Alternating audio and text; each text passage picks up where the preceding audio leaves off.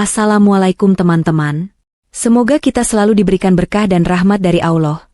Video ini diupload di bulan Rajab. Jangan lupa untuk meninggalkan komentar dengan shalawat untuk memperbanyak kebaikan. Dan pastikan untuk subscribe agar tidak ketinggalan konten-konten bermanfaat lainnya. Sedekah kecil Anda menjadi sedekah jariah untuk subscribe channel Tekad dan Tangguh. Di tengah dinginnya malam puncak, Bogor, terlihat sosok Yanti berjalan perlahan mendekati villa besar yang berdiri megah di tengah hamparan kebun teh. Wanita muda itu membawa koper kecil, wajahnya sendu, tapi penuh tekad. Hidup tidak memberinya banyak pilihan. Kehidupan keras di kampung, utang keluarganya yang menumpuk, dan tekanan dari tetangga yang terus bergunjing membuatnya akhirnya menerima tawaran kawin kontrak dari seorang pria asing bernama Rafiq.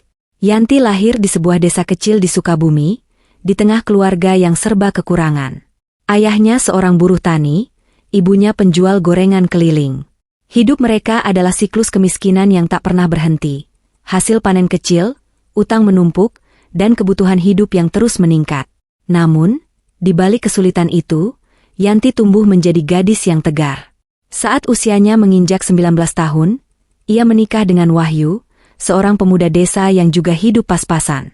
Pernikahan mereka awalnya penuh harapan meskipun hidup serba terbatas. Wahyu bekerja serabutan sebagai kuli bangunan, sementara Yanti membantu ibunya menjual gorengan. Namun, badai tak bisa dihindari.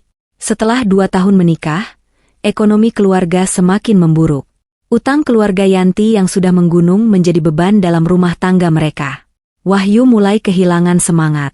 Tekanan hidup, cibiran tetangga, dan harapan yang terus pupus membuat Wahyu akhirnya menyerah. "Yanti, maafkan aku. Aku tidak kuat lagi," kata Wahyu suatu malam sebelum meninggalkan rumah. "Aku ingin hidup yang lebih baik, tapi di sini aku hanya terperangkap."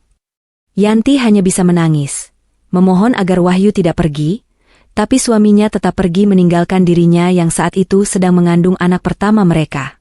Tak lama setelah itu, anak yang dikandungnya meninggal dalam kandungan akibat stres dan kurang gizi. Sendirian di tengah kesulitan. Setelah ditinggal Wahyu, hidup Yanti semakin berat.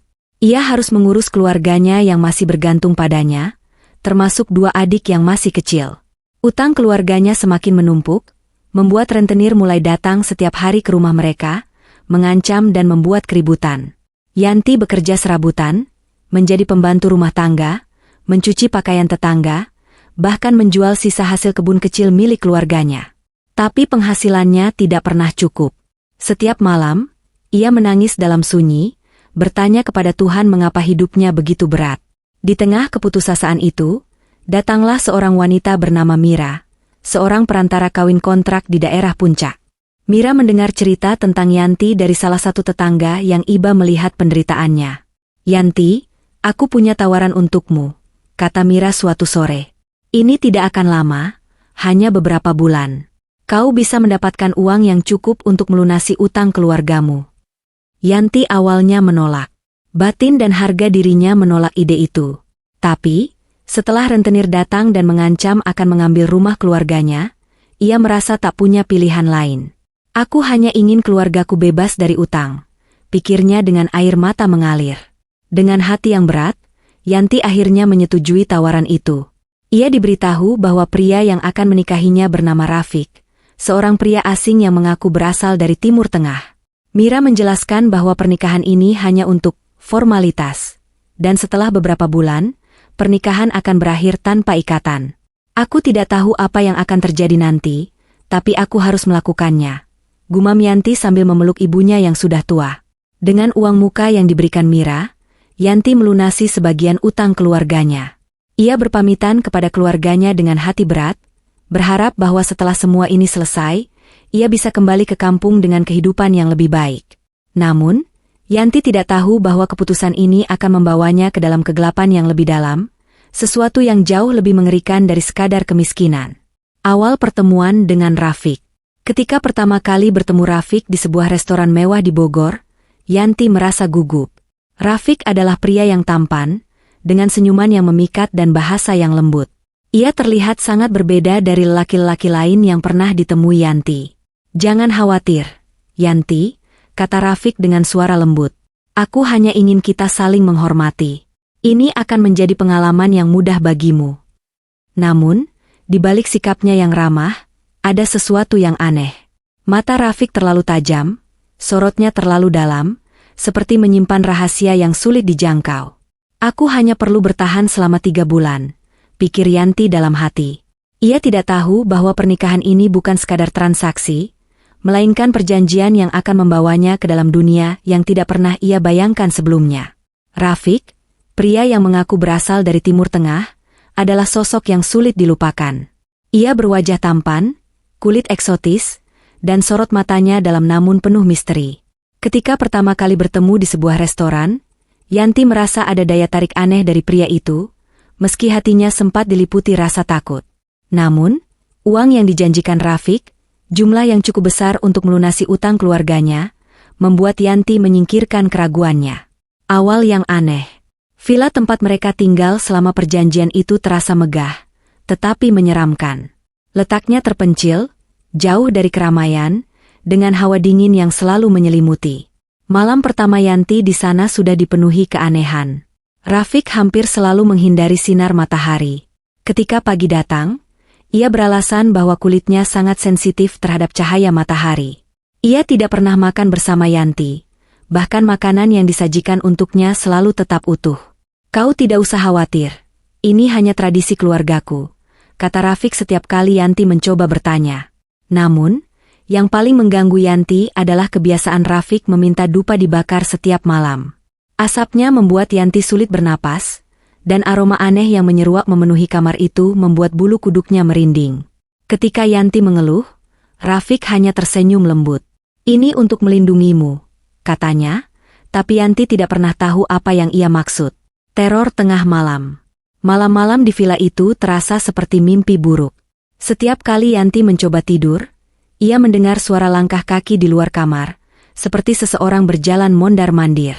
Kadang terdengar suara bisikan, seperti ada banyak orang berbicara dalam bahasa yang tidak ia pahami. Satu malam, ia terbangun karena mendengar suara tawa kecil di ujung lorong villa. Ketika ia membuka pintu, lorong itu gelap gulita, tetapi ia merasa seperti ada seseorang yang memperhatikannya dari bayangan.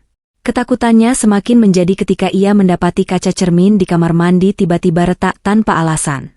Di balik retakan itu, ia melihat bayangan yang menyerupai Rafiq, tetapi dengan mata merah menyala dan senyum menyeramkan. Panik, Yanti langsung mencari Rafiq yang sedang duduk di ruang tamu. "Ada apa dengan tempat ini?" teriaknya. Rafiq hanya menatapnya dengan tenang. "Kau hanya lelah, Yanti. Istirahatlah," jawabnya sambil tersenyum samar, tapi senyum itu tidak menenangkan. Malam itu, rasa penasaran Yanti mencapai puncaknya. Ia memutuskan untuk mengintip apa yang dilakukan Rafiq di kamar. Langkahnya pelan, berharap Rafiq tak mendengarnya. Pintu kamar sedikit terbuka, memberi celah cukup bagi Yanti untuk mengintip. Apa yang ia lihat membuat tubuhnya kaku. Rafiq duduk bersila di tengah ruangan. Tubuhnya mengeluarkan asap hitam yang berputar-putar di sekelilingnya. Wajahnya berubah, tidak lagi tampan, melainkan menyeramkan dengan kulit hitam legam, mata merah menyala, dan taring yang mencuat dari bibirnya. Bayangan makhluk-makhluk lain, menyerupai manusia tapi tidak berbentuk sempurna, berdiri mengelilinginya. Mereka berbisik dalam bahasa yang tidak Yanti pahami, tapi suaranya menusuk telinga. Yanti mundur dengan tergesa-gesa, tapi langkahnya membuat lantai berderit. Dalam sekejap, Rafiq menoleh ke arahnya. "Kau sudah melihatnya, Yanti," suaranya bergema, berat dan asing. Yanti hampir jatuh pingsan. Ia mencoba berlari, tapi tubuhnya terasa lemah. Rafiq mendekat dengan langkah lambat. "Apa yang kau inginkan dariku?" teriak Yanti dengan suara gemetar. "Kau adalah bagian dari perjanjian ini," kata Rafiq dingin. "Aku membutuhkanmu untuk menjaga keseimbangan antara duniaku dan duniamu. Kau telah setuju, dan sekarang kau milikku." Malam itu, Yanti tidak bisa tidur. Ketakutan dan kecemasan menguasai dirinya. Ia teringat cerita ibunya tentang seorang kiai di desa terdekat yang sering membantu orang-orang yang diganggu makhluk gaib. Dengan tekad kuat, Yanti memutuskan untuk melarikan diri. Saat fajar menyingsing, ia meninggalkan villa tanpa berpamitan. Dengan uang seadanya, ia menyewa ojek menuju rumah kiai itu. Perjalanan terasa panjang, dan rasa takut terus mengikutinya. Ia merasa seperti diawasi, seolah Rafiq tahu apa yang ia lakukan. Ketika sampai di rumah Kiai, Yanti menceritakan semuanya sambil menangis. Kiai itu mendengarkan dengan tenang, wajahnya serius. Jin ini bukan makhluk biasa, kata Kiai dengan suara dalam. Dia memiliki kekuatan besar, tapi dengan doa dan keyakinan, kau bisa melepaskan diri darinya. Malam itu, Kiai memulai ritual panjang. Yanti diminta berpuasa dan berdoa sepanjang hari, sementara Kiai mempersiapkan perlengkapan ritualnya, seikat dupa, air suci, dan kitab suci. Ritual berlangsung di sebuah ruangan kecil yang hanya diterangi lilin.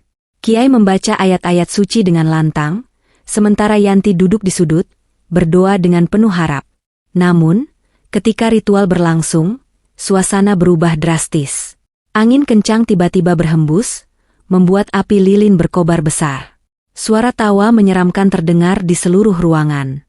Rafiq muncul dari kegelapan, tubuhnya melayang, matanya merah menyala. Kau tidak akan bisa lari dariku, Yanti. Suaranya menggema, membuat ruangan bergetar. Yanti menangis ketakutan, tapi Kiai tidak gentar. Ia terus membaca doa dengan lantang, mengabaikan ancaman Rafiq. Tubuh jin itu mulai bergetar, dan bayangannya semakin kabur. Asap hitam mulai keluar dari tubuhnya, berputar-putar di udara. Dengan jeritan terakhir yang menusuk, tubuh Rafiq pecah menjadi ribuan partikel kecil dan menghilang. Ruangan kembali tenang, hanya suara napas Yanti yang terdengar. Setelah kejadian itu, Yanti kembali ke kampung halamannya dengan tubuh lemah tapi hati yang lebih kuat. Ia meminta maaf kepada keluarganya. Ia berjanji pada dirinya sendiri untuk tidak lagi tergoda oleh jalan pintas yang menjanjikan kemewahan sementara. Namun, trauma itu meninggalkan jejak. Setiap malam, Yanti sering terbangun dari mimpi buruk, mendengar suara tawa kecil atau bisikan. Yanti kini menjalani hidupnya dengan lebih berhati-hati, berusaha melupakan masa lalu kelamnya. Tapi di sudut hatinya, ia tahu bahwa kejadian itu tidak sepenuhnya selesai. Perjanjian yang telah dibuat mungkin masih menyimpan sesuatu yang belum terungkap. Villa itu tetap kosong, menjadi legenda di puncak. Warga sekitar mengatakan bahwa pada malam-malam tertentu, suara bisikan dan tawa kecil masih terdengar dari dalamnya, seolah Rafiq belum sepenuhnya pergi.